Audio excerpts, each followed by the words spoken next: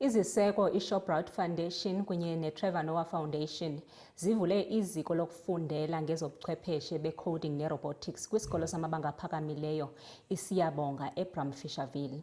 Eliziko eliphehlelelwe namhlanje linika abafundi ukufikelela kuqeqesho lwezobuchwepheshe banamhlanje ngenjongo yokuvala umsantsa phakathi kwezikolo ezingenazo izixhobo ezaneleyo kunye nezo ezinesixhobo ezingcono. Njengoba umhlaba ufudukela kubuchwepheshe besimanje, izinhlangano iShoprite Foundation ibambisene neTrevor Noah Foundation sebesukume babhukula ukuyophosa esivivaneni kumzamo yokuthuthukisa ezobuchwepheshe ezikoleni zasemalokishini. Ongumqondisi weShoprite Foundation uthi ke bazobambisana nezinye izinhlangano ukuze kuqhutshwe umsebenzi uye phambili. Over the past 2 to 3 years, we've been on a journey making sure that we go into different communities to provide access to coding and robotics and digital education to different communities in which we operate in. We've been in KZN, we've provided 2 labs there. We've been in PE in the Eastern Cape, we've provided 2 labs there.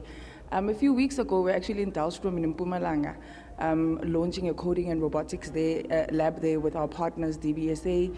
A week ago, we're in Khayelitsha. I'm in the heart of Khayelitsha, launching another coding and robotics lab. This is our 7th lab as a ShopRite Foundation. Looking into the future, yes, there is labs that we're going to launch.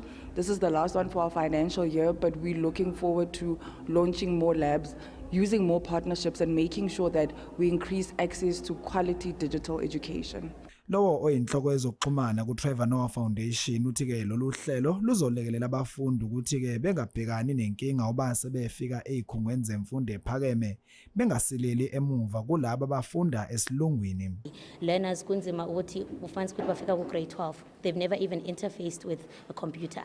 Baqala ubona icomputer mabefika kophi e-university. So we felt it's important to introduce this at foundational phase, so that mabefika nase high school bafike sebenazi access bekwazi usebenza ne-computer, no-interface ne-computer. I mean, if you go outside, you'll see that they're creating really amazing things. Even LaTeX Lengipete, the learners did this, Apo it codes igama lami. So in codes, they did that. That's what Access does. At the more affluent schools, they have tablets, they have computers, they have all these technologies that are accessible to them. But of Mansukuti scholars in the townships, in the rurals, they don't have that access. So we felt it's important that we play a role as the bridge to that gap to ensure that they're not left behind. Uthishanhloko weSiyabonga Secondary School uthi ke isiqalile imizamo yokufaka lezi izifundo zobuchwepheshe kulesi sikole. We are excited for what Trevor Noah and Trevor Noah Foundation and ShopRite has done to our school.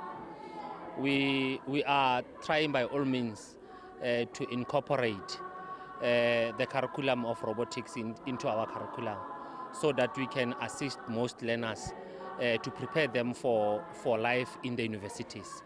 And we also have support from our communities. They are playing a role in terms of protecting the school, in terms of the patrollers and everything. Kanti kubese kwenxuso umphakathi ukuthi usebenzisane nalabo abaqaphe indawo ukuze kuzogwemeka ukuthathwa ngozwane kwengqalasizinda yesikole. Ezindabeni zeSoweto TV kubika umqondisi Myeni ngiseBramfisherville.